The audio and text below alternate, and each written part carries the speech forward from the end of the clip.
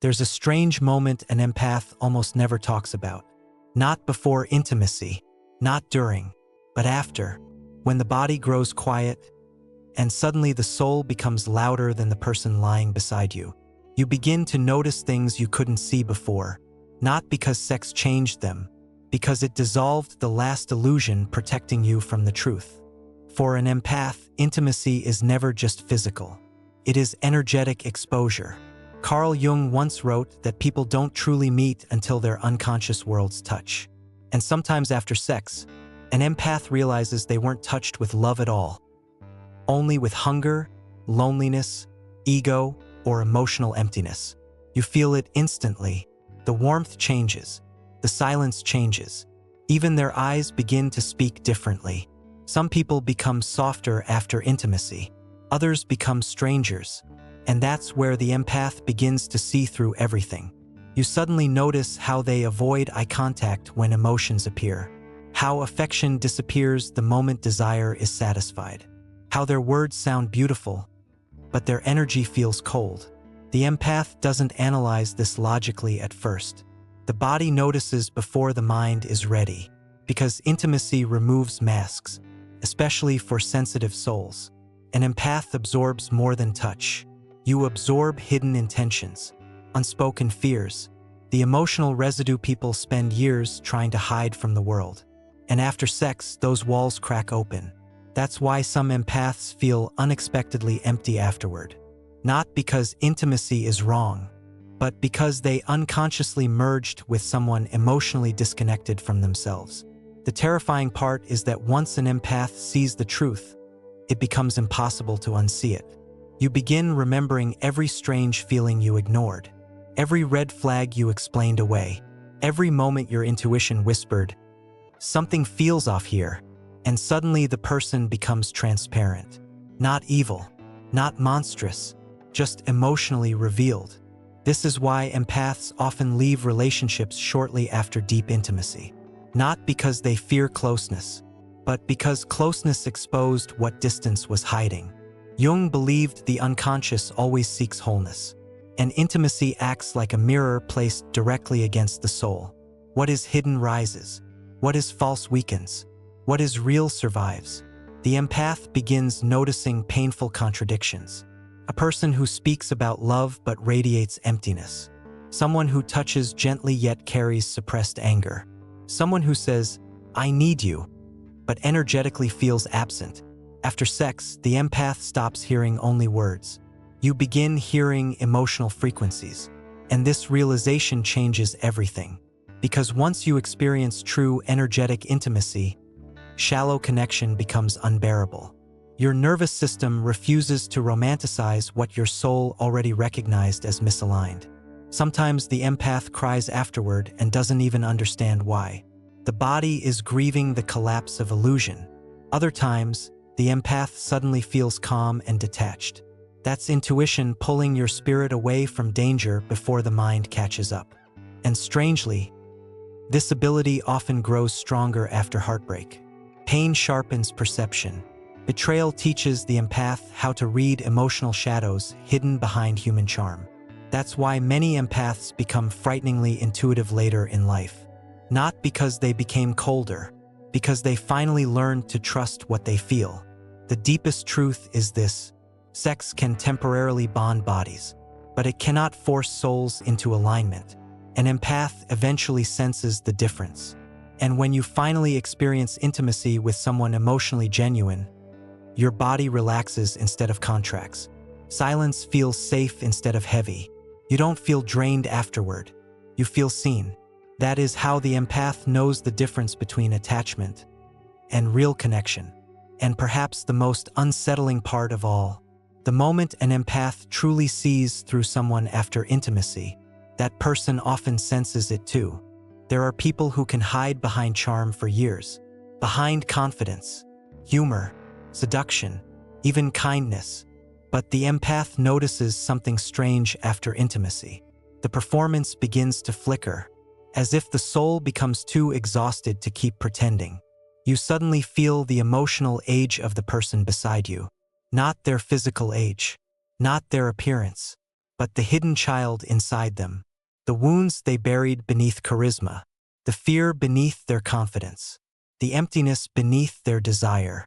And sometimes it shocks you, because before intimacy, attraction can blur perception. The nervous system becomes hopeful. The heart projects beauty onto potential. But afterward, the empath stops imagining. You begin sensing what actually exists. That is why some people pull away emotionally after sex. Not because the empath became too much, but because your presence became too revealing. Many people want closeness until someone truly feels them. And an empath does exactly that. Carl Jung believed every person carries a shadow self, the hidden emotional world they avoid confronting. But physical intimacy weakens the walls protecting that shadow. For a few brief moments, the unconscious leaks through the cracks. The empath notices it immediately. A sudden coldness, a hidden resentment, a loneliness so deep it almost feels ancient. Sometimes even self-hatred disguised as confidence. And the empath absorbs it like smoke entering the lungs.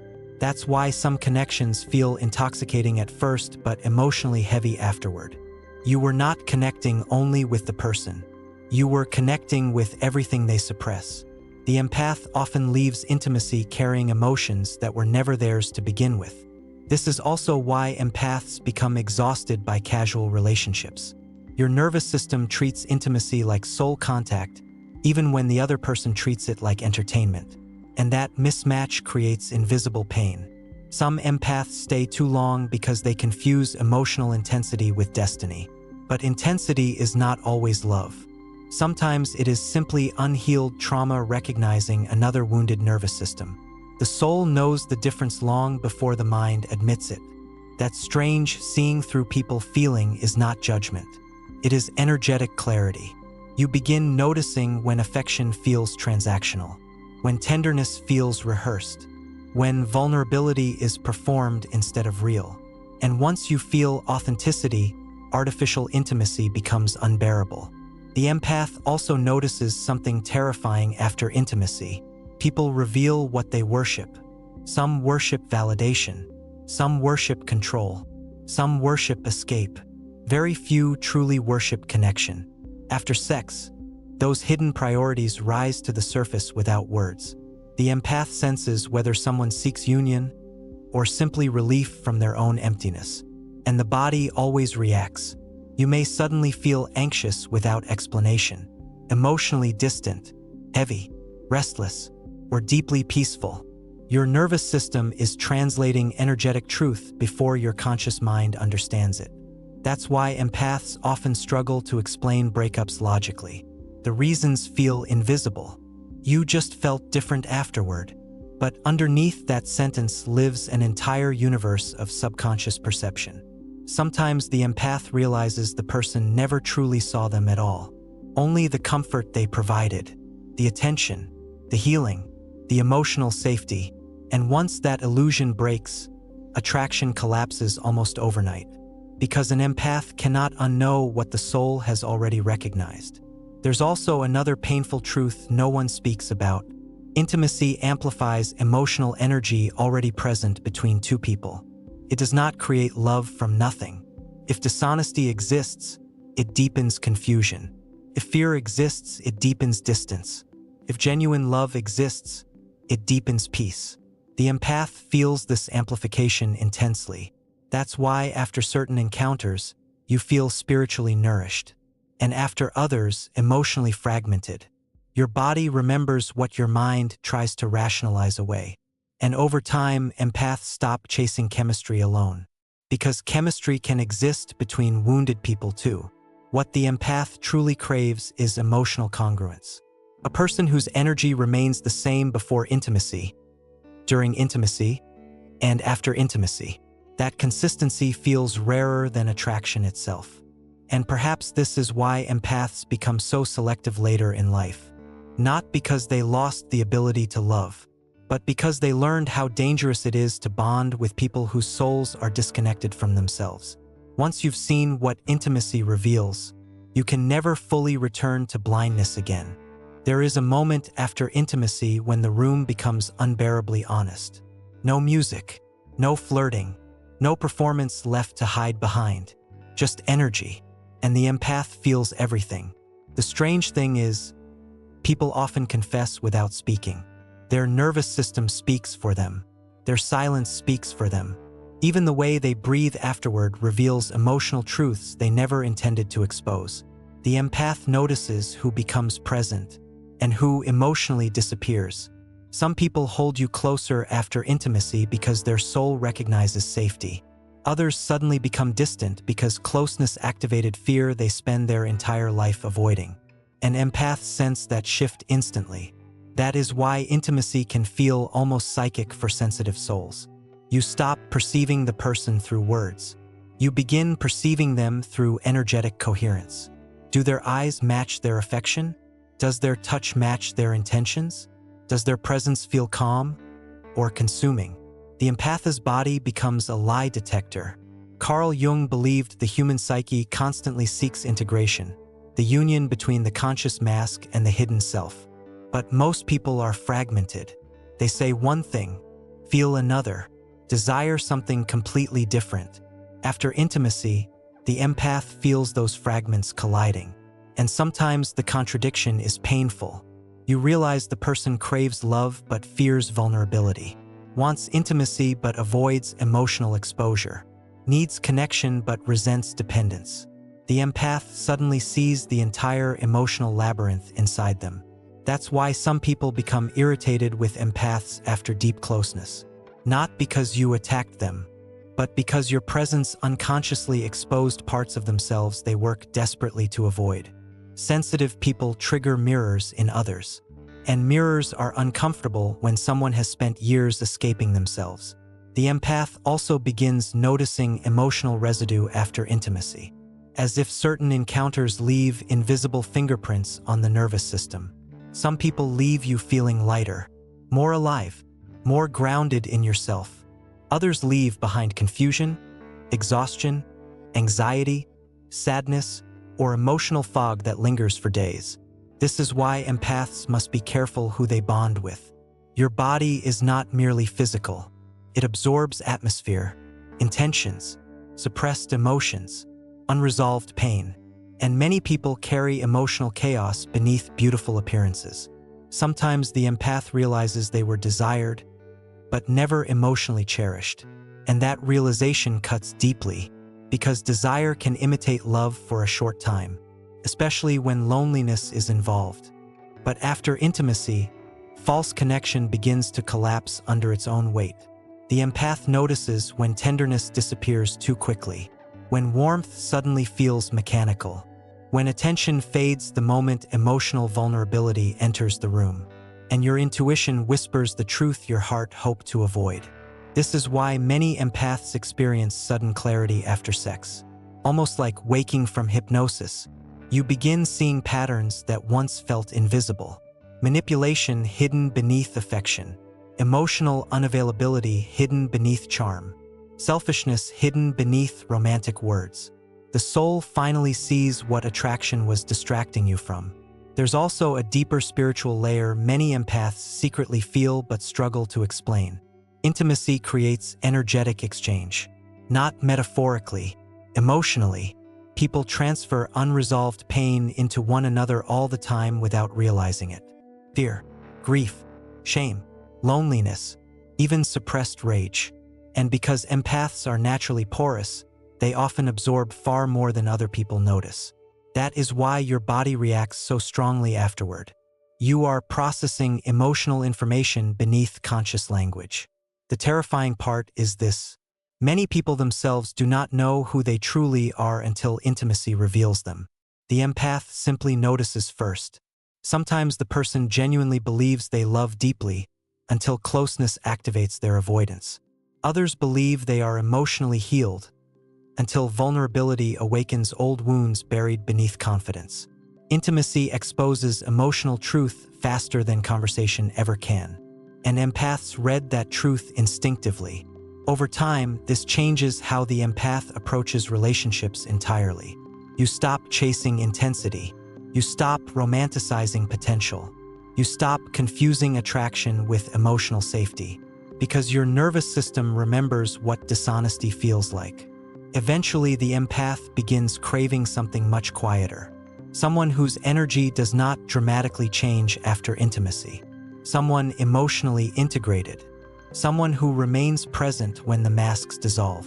That kind of connection feels rare because it requires inner honesty. And inner honesty terrifies most people more than loneliness itself.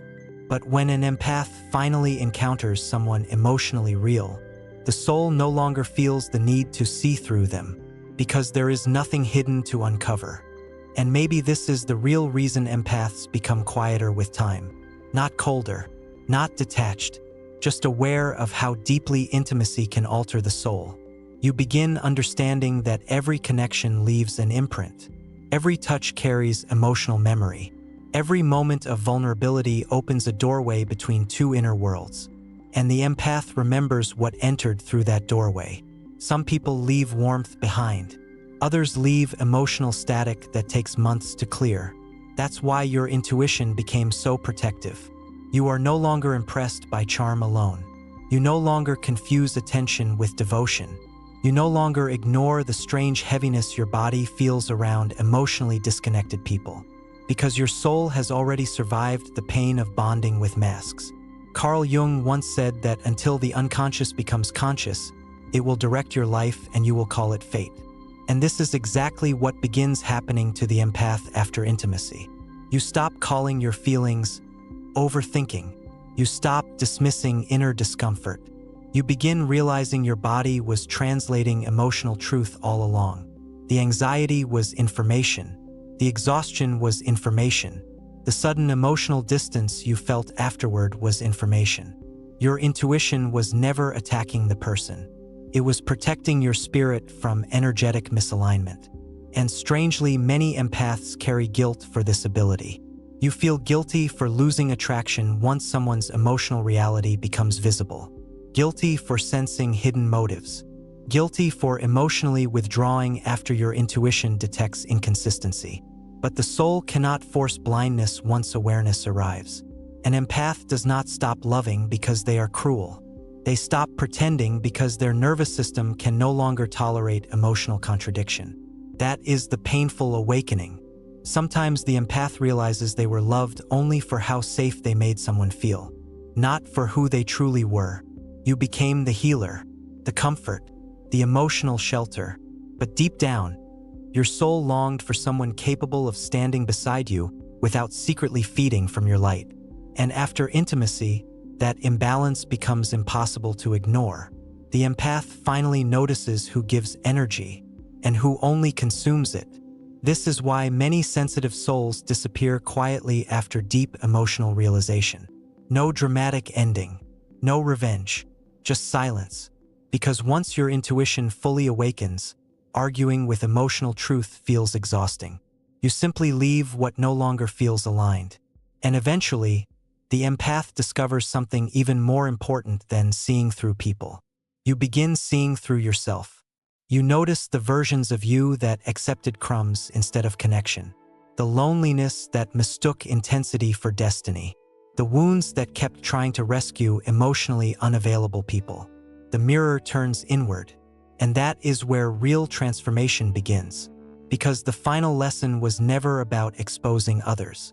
It was about learning to stop abandoning your own intuition in order to keep someone close. The healed empath no longer fears intimacy. You simply become intentional with it. You understand now that true connection does not leave the soul confused afterward. It does not create emotional fog. It does not force your nervous system into survival mode. Real intimacy brings clarity, peace, softness, presence.